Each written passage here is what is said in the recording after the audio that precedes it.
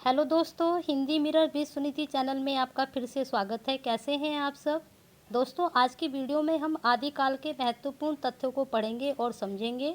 ये सभी तथ्य आपकी सभी परीक्षाओं के लिए अत्यंत महत्वपूर्ण हैं। तो दोस्तों, इन तथ्यों को समझने से पहले अगर आपने चैनल को अभी तक सब्सक्राइब नहीं किया है तो सबसे पहले चैनल को सब्सक्राइब कर यूट्यूब के बेल आइकन को क्लिक कर दीजिए, जिससे समय समय पर हमारी नई वीडियो के नोटिफिकेशन आपको मिलते रहें। तो चलिए दोस्तों, शुरू करते हैं आदिकाल के प्रमुख तथ्यों को। इसमें पहला प्रमुख तथ्य है हिंदी साहित्य का आदिकाल संवत 1050 से लेकर संवत 1375 तक अर्थात महाराज भोज के समय से लेकर हमीर देव के समय के कुछ पीछे तक माना जा सकता है। अब इसमें अगला है प्राकृत भाष हिंदी का तात्पर्य है प्राकृत की रूढ़ियों में बहुत कुछ पद हिंदी। फिर दूसरा है कवि विद्यापति ने दो प्रकार की भाषा का प्रयोग किया है। नंबर 1 पुरानी अपभ्रंश का और नंबर 2 बोलचाल की देशी भाषा का। फिर अगला है गाहा या गाथा कहने से प्राकृत का बोध होता है, यानी कि जब हम गाहा या गाथा बोलते हैं तो उसमें हमें प्राकृत का बोध होता है। फिर अगला तथ्य है दोहा या दुहा कहने से अपभ्रंश या लोक प्रचलित काव्य भाषा का भी बोध होता है। फिर अगला है भरत मुनि ने नाट्य शास्त्र में अपभ्रंश नाम न देकर लोक भाषा को देश भाषा ही कहा है। उन्होंने अपभ्रंश का नाम न देकर लोक भाषा को ही देश भाषा कहा है। फिर अगला तथ्य है अपभ्रंश या प्राकृताभाष हिंदी की रचना विक्रम की 7वीं शताब्दी से होने लगा था। फिर अगला तथ्य है सिद्धों में सबसे पुराने सरह सरोज व्रज भी नाम है। फिर अगला तथ्य है महासुखवाद का प्रवर्तन वज्रयान शाखा में हुआ। महासुख का अर्थ है आनंद स्वरूप ईश्वरत्व। प्रज्ञा और उपाय के योग से इस महासुख दशा की प्राप्ति मानी गई है। फिर अगला तथ्य है गोरखनाथ ने पतंजलि के उच्च लक्ष्य ईश्वर प्राप्ति को लेकर हठ योग का प्रवर्तन किया था, यानी कि गोरखनाथ जी ने हठ योग का प्रवर्तन किया था। नाथों की संख्या 9 मानी गई है, लोग इन्हें नवनाथ भी कहते हैं। फिर आगे देखिए आदिकाल में हम सबसे पहले लेंगे अपभ्रंश साहित्य को। इसमें पहला प्रमुख तथ्य है डॉक्टर रामकुमार वर्मा ने अपभ्रंश भाषा के प्रथम कवि स्वयंभू को हिंदी का प्रथम कवि माना है। फिर अगला तथ्य है स्वयंभू को ही जैन परंपरा का भी प्रथम कवि माना जाता है। स्वयंभू के 3 ग्रंथ बताए जाते हैं। इनमें नंबर 1 पवमचरि, रिठणेमी चरु तथा स्वयंभू छंद। फिर अगला तथ्य है इसमें स्वयंभू की अपभ्रंश भाषा का वाल्मीकि तथा व्यास कहा जाता है, यानी कि स्वयंभू जी जो हैं उन्हें अपभ्रंश का वाल्मीकि और व्यास भी कहा जाता है। फिर अगला तथ्य है स्वयंभू ने अपनी भाषा को देशी भाषा कहा है। फिर आगे चलते हैं, आगे है शिवसिंह सेंगर ने अपने ग्रंथ शिवसिंह सरोज में किसी पुरानी अनुश्रुति के आधार पर 7वीं शताब्दी के पुण्य या पुंड कवि को हिंदी का प्रथम कवि माना है। फिर अगला हम तथ्य लेंगे पुष्पदंत के 63 महापुरुष गुणालंकार को ही महापुराण नाम से जाना जाता है। फिर अगला तथ्य है पुष्पदंत ने अपने चरित्र काव्यों में चौपाई छंद का प्रयोग किया है, यानी कि पुष्पदंत ने जितने भी चरित्र काव्य लिखे हैं उनमें चौपाई छंद का ही प्रयोग किया है। फिर अगला तथ्य है अपभ्रंश और अवहट में चौपाई, जिसको हम चौपाई बोलते हैं, पहले इसको चौपाई बोला जाता था, उसमें 15 मात्राओं का छंद था। अब जो है 16 मात्राओं का है, पहले 15 मात्राओं का था। पहले इसको चौपाई बोलते थे, अब इसको चौपाई बोला जाता है। फिर है पुष्पदंत को हिंदी का बहुवती भी कहा जाता है। फिर अगला तथ्य है शिवसिंह सेंगर ने पुण्य कवि को भाका की जड़ कहा है। उन्होंने पुष्य जो कवि हैं उनको भाका की जड़ कहा है। फिर अगला तथ्य है पुष्पदंत ने स्वयं को अभिमान मेरु, काव्य रत्नाकर, कवि कुल तिलक आदि उपाधियों से विभूषित किया है, यानी कि शिवशंकर सेंगर ने तो इन्हें भाका की जड़ कहा है और उन्होंने स्वयं को अभिमान मेरु, काव्य रत्नाकर, कवि कुल तिलक आदि उपाधियों से भूषित भी किया है। फिर अगला तथ्य हम लेंगे पद्धरी 16 मात्रा का मात्रिक छंद है। इस छंद के नाम पर इस पद्धति पर लिखे जाने वाले काव्यों को पद्धड़िया बंद कहा गया है। फिर हम लेंगे अगला तथ्य कि 12वीं शताब्दी में जिनदत्त सूरि द्वारा लिखित ग्रंथ उपदेश रसायन रास को जैन रास काव्य परंपरा का प्रथम ग्रंथ माना गया है। यानी कि जिनदत्त सूरि जो थे उनके द्वारा लिखा गया उपदेश रसायन रास जैन रास काव्य का प्रथम ग्रंथ माना गया है। फिर अगला तथ्य है उपदेश रसायन रास अपभ्रंश भाषा का प्रथम रास काव्य है। जो इनके द्वारा लिखा गया ये उपदेश रसायन रास है, ये भ्रंश भाषा का प्रथम रास काव्य भी माना जाता है। फिर अगला तथ्य है रास काव्य परंपरा का हिंदी में प्रवर्तन करने का श्रेय भरतेश्वर बाहुबली रास के रचयिता श्री शालिभद्र सूरि को है। यानी कि रास काव्य की जो परंपरा है उसमें हिंदी में प्रवर्तन करने का श्रेय शालिभद्र सूरि जी को है। फिर अगला आपका तथ्य है उपदेश रसायन रास 80 पद्यों का नृत्य गीत रामलीला काव्य है। ये जो जिनदत्त सूरि जी का उपदेश रसायन रास है ये 80 पद्यों का नृत्य गीत रासलीला काव्य है। फिर अगला तथ्य है अब्दुल रहमान द्वारा लिखित संदेश रासक पहला धर्मेत्र रास ग्रंथ है। यानी कि धर्म से संबंधित था ये संदेश रासक, तो ये पहला धर्मेत्र रास ग्रंथ है। अगला तथ्य जो ये अब्दुल रहमान जी द्वारा लिखा गया संदेश रासक है, यह एक खंड काव्य है जिसमें विक्रमपुर की एक वियोगिनी के विरह की कथा वर्णित है। फिर अगला तथ्य है मुनि राम सिंह जैन साहित्य में सर्वश्रेष्ठ रहस्यवादी कवि माने जाते हैं। यानी कि जो जैन साहित्य है उसमें मुनि राम सिंह जी रहस्यवादी कवि माने जाते हैं। फिर अगला तथ्य है मुनि राम सिंह जी ने पाहुड़ दोहा की रचना की। फिर अगला तथ्य है अपभ्रंश भाषा में दोहा काव्य का आरंभ 6ठी शताब्दी के कवि जो इंदु से माना जाता है। जो हमने पीछे भी पढ़ा कि दोहा दुहा क्या है, वो जो इंदु से ही माना जाता है। जो इंदु ने 2 पुस्तकों की रचना की है, उसमें से है परमात्मा प्रकाश और योगसार। फिर अगला तथ्य है हमारा हेमचंद्र गुजरात के सोलंकी राजा सिद्धराज जयसिंह और उनके भतीजे कुमारपाल के दरबार में रहते थे। फिर अगला तथ्य आचार्य के व्याकरण का नाम सिद्ध हेमचंद्र शब्दानुशासन था। हेमचंद्र का व्याकरण सिद्ध हेम नाम से भी प्रसिद्ध हुआ। जो इन्होंने व्याकरण लिखा वो सिद्ध हेम नाम से भी प्रसिद्ध है और सिद्ध हेमचंद्र शब्दानुशासन के नाम से भी। फिर अगला तथ्य है हेमचंद्र को प्राकृत का पाणिनि माना जाता है। अपने व्याकरण के उदाहरणों के लिए हेमचंद्र ने भट्टी के समान एक द्व्याश्रय काव्य की भी रचना की है। फिर अगला आपका तथ्य है जैनाचार्य मेरुतंग ने संवत 1361 में प्रबंध चिंतामणि नामक एक ग्रंथ की रचना संस्कृत भाषा में की। अगला तथ्य है फिर प्रबंध चिंतामणि में दुहा विधा में विवाद करने वाले 2 चारणों की कथा आई है, इसलिए अपभ्रंश काव्य को दुहा विधा भी कहा जाने लगा। यानी कि जो प्रबंध चिंतामणि लिखा गया है उसमें 2 चारण थे, 2 चारणों की कथा है जिसमें उन्होंने विवाद किया है, तो इसलिए इसको दुहा विधा भी कहा जाने लगा। फिर अगला तथ्य है लक्ष्मीधर ने 14वीं शताब्दी के अंत में प्राकृत पैंगलम नामक एक ग्रंथ काव्य का संग्रह किया। इस प्राकृत पैंगलम में विद्याधर, शारंगधर, जज्जल, बब्बर आदि कवियों की रचनाओं को संकलित किया गया है। प्राकृत पैंगलम में प्राकृत और अपभ्रंश छंदों की विवेचना की गई है। तो ये 3 तथ्य एक साथ हमें पता चले हैं कि प्राकृत पैंगलम की रचना किसने काव्य संग्रह किया इसका, उसके बाद इसमें किन कवियों की रचनाओं को संकलित किया और इसमें कौन से छंदों की विवेचना हुई है। प्राकृत पैंगलम की प्राकृत पिंगल सूत्र भी कहा जाता है। यानी कि जो लक्ष्मीधर का ये प्राकृत पैंगलम है इसको प्राकृत पिंगल सूत्र भी कहा जाता है। प्राकृत पैंगलम की टीका वंशीधर नामक किसी विद्वान ने लिखी है। फिर अगला तथ्य है शारंगधर एक अच्छे कवि और सूत्रकार थे।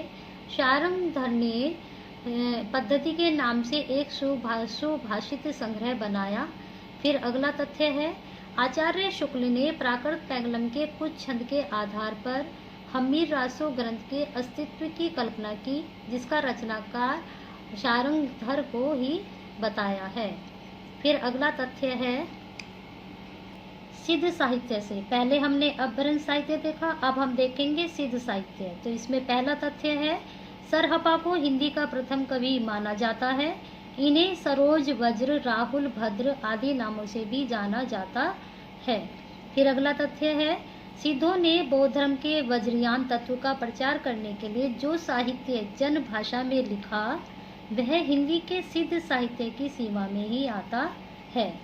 फिर अगला तथ्य है सहज यानियों की भाषा का नाम संध्या भाषा है। कुछ विद्वानों ने संध्या भाषा का अर्थ यह बताया है कि यह ऐसी भाषा है जिसमें संध्या के समान प्रकाश तथा अंधकार का मिश्रण है। ज्ञान के आलोक से उसकी सारी बातें स्पष्ट हो जाती है। यानी कि जो संध्या भाषा है उसमें प्रकाश भी है और अंधकार भी है, दोनों का मिश्रण बनाकर ही ये भाषा बनी है और इससे इसके ज्ञान के आलोक से सारी बातें स्पष्ट होती हैं। फिर अगला तथ्य है ज्योतिषेश्वर ठाकुर रचित वर्ण रत्नाकर नामक 14वीं शताब्दी के मैथिली ग्रंथ में 84 सिद्धों के नाम दिए गए हैं। फिर इसमें अगला तथ्य है विनय तोष भट्टाचार्य ने सरहपाद का जन्म 690-633 ईस्वी स्थिर किया है। फिर अगला तथ्य है कि इनके लिखे 32 ग्रंथ बताए जाते हैं किनके, सरहपाद के, जिनमें दोहा कोश प्रसिद्ध है। फिर अगला तथ्य है महामहोपाध्याय हरप्रसाद शास्त्री ने बोधगान और दोहा में संग्रहित पुस्तकों की भाषा को प्राचीन बंगला कहा है।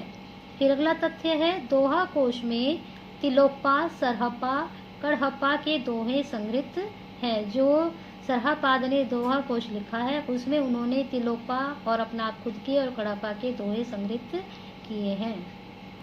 फिर अगला तथ्य सरहपा जी के बारे में ही है जो लिखा है बच्चन सिंह ने। बच्चन सिंह ने लिखा है कि आक्रोश की भाषा का पहला प्रयोग सरहपा में ही दिखाई देता है। यानी कि जो आक्रोश होता है उसका भाषा में जो प्रयोग किया है वो पहले सरहपा जी ने ही किया है। फिर अगला तथ्य है सिद्धों की भाषा को संध्या भाषा का नाम मुनिदत्त तथा अद्वैय वज्र ने दिया है। फिर अगला तथ्य है चर्यापद शबरपा की प्रसिद्ध पुस्तक है। फिर अगला तथ्य है लुईपा शबरपा के शिष्य थे। फिर अगला तथ्य है 84 सिद्धों में लुईपा का स्थान प्रथम तथा सबसे ऊंचा माना गया है। जो 84 सिद्ध हुए हैं उसमें लुईपा को सबसे ऊंचा स्थान दिया गया है। फिर अगला तथ्य है डोम्बिपा का जन्म मगध के क्षत्रिय वंश में सन 840 ईस्वी के आसपास हुआ। इनके द्वारा रचित 21 ग्रंथ बताए जाते हैं जिनमें डोम्बी गीतिका, योगचर्या, अक्षर द्विकोपदेश आदि प्रसिद्ध हैं। फिर अगला तथ्य है राहुल सांकृत्यायन के अनुसार कड़हप्पा पांडित्य और कवित्य में बेजोड़ थे। अब हमने जैन साहित्य को लिया है। अब हम जैन साहित्य के प्रमुख तथ्यों को देखेंगे। इसमें पहला तथ्य है रास काव्य परंपरा में प्राचीनतम ज्ञात ग्रंथ रिपुदारण रास है। डॉक्टर दशरथ ओझा ने इसका समय 905 ईस्वी बताया है। फिर अगला तथ्य है जिनीदत्त सूरी द्वारा रचित उपदेश रसायन रास अपभ्रंश भाषा का सर्वप्रथम रास ग्रंथ है जो हम पीछे भी पढ़ चुके हैं। अपभ्रंश भाषा का दूसरा रास या रासक काव्य अब्दुल रहमान द्वारा रचित संदेश रासक है। हिंदी का प्रथम ऐतिहासिक रास ग्रंथ पंच पांडव रचित रास है। फिर अगला तथ्य है मुनिजन विजय डॉक्टर अशरथ ओझा, डॉक्टर गणपति चंद्रगुप्त ने श्री बालभद्र सूरी द्वारा रचित भरतेश्वर बाहुबाली रास को हिंदी जैन रास परंपरा का आदि काव्य माना है। यानी कि जितने भी ये लेखक हैं इनके द्वारा रचित को हिंदी जैन रास का परंपरा का आदि काव्य माना है।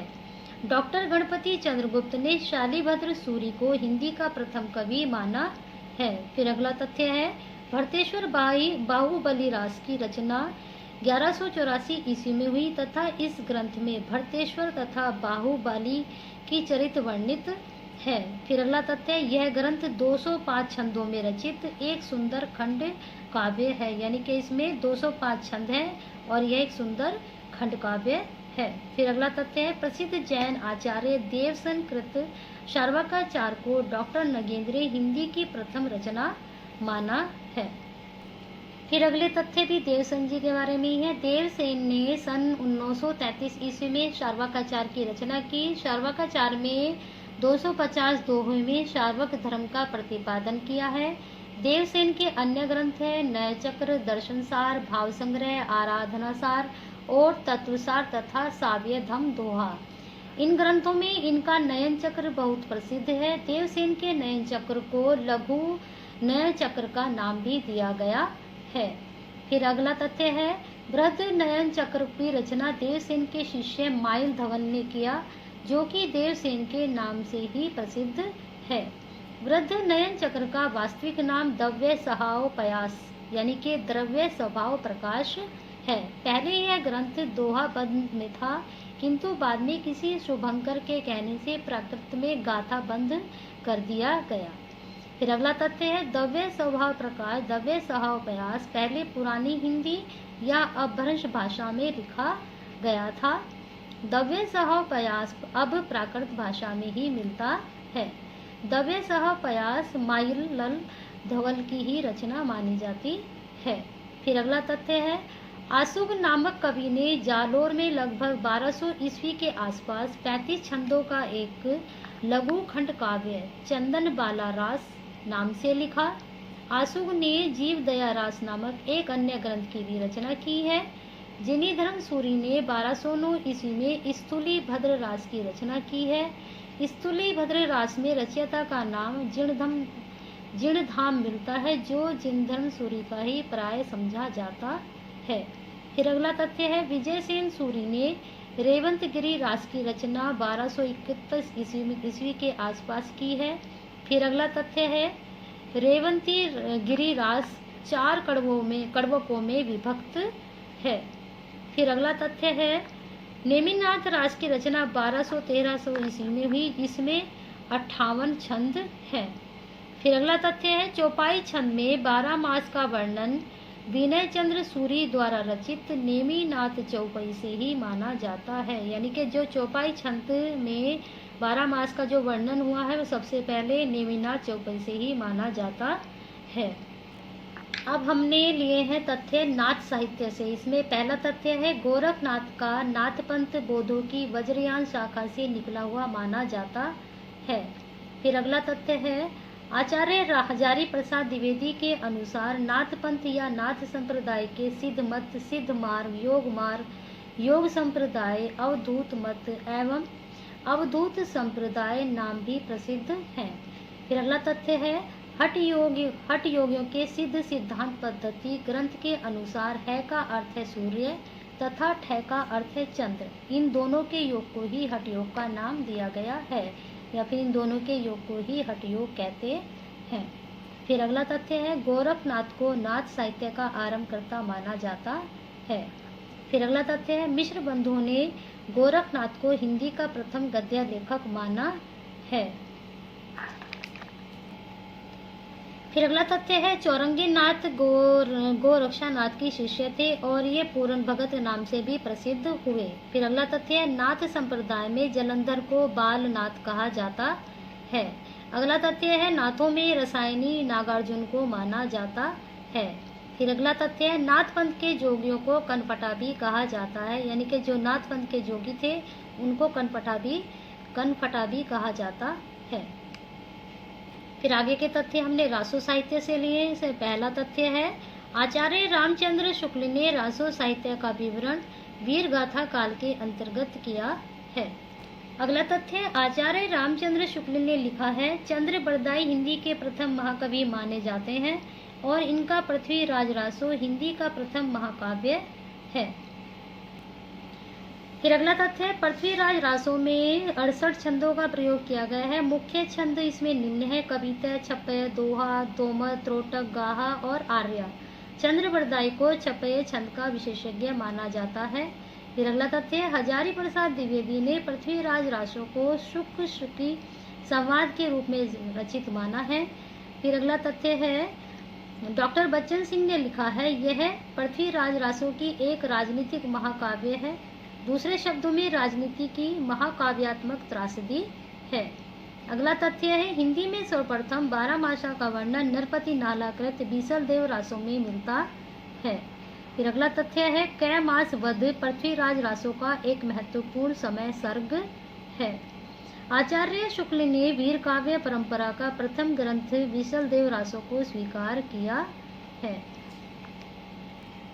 फिर अगला तथ्य, डॉक्टर वी भट्टाचार्य सरहपा को बांग्ला भाषा का प्रथम कवि मानते हैं। कवि भूवाल 10वीं शताब्दी हिंदी के प्रथम कवि हैं जिन्होंने दोहा चौपाई छंद में भगवत गीता का अनुवाद किया है। आचार्य हजारी प्रसाद द्विवेदी ने अब्दुल रहमान को हिंदी का प्रथम कवि माना है। फिर अगला तथ्य है, चंद्रधर शर्मा गुलेरी, राहुल सांकृत्यायन एवं रामचंद्र शुक्ल अपभ्रंश को पुरानी हिंदी मानते हैं। फिर अगला तथ्य है, भोलाशंकर व्यास ने हिंदी के आरंभिक रूप को अवट कहा था। फिर अगला तथ्य है, अमीर खुसरो को संगीत के क्षेत्र में कव्वाली, तराना, गायन शैली एवं सितार वाद्य यंत्र का जन्मदाता माना जाता है। तो इस प्रकार दोस्तों आज हमने हिंदी में आपके आदिकाल को समझा और इसी तरह से आप हिंदी मेरा विश्व नीति चैनल के साथ जुड़े रहिए और अपनी हिंदी को नई दिशा प्रदान करते रहिए।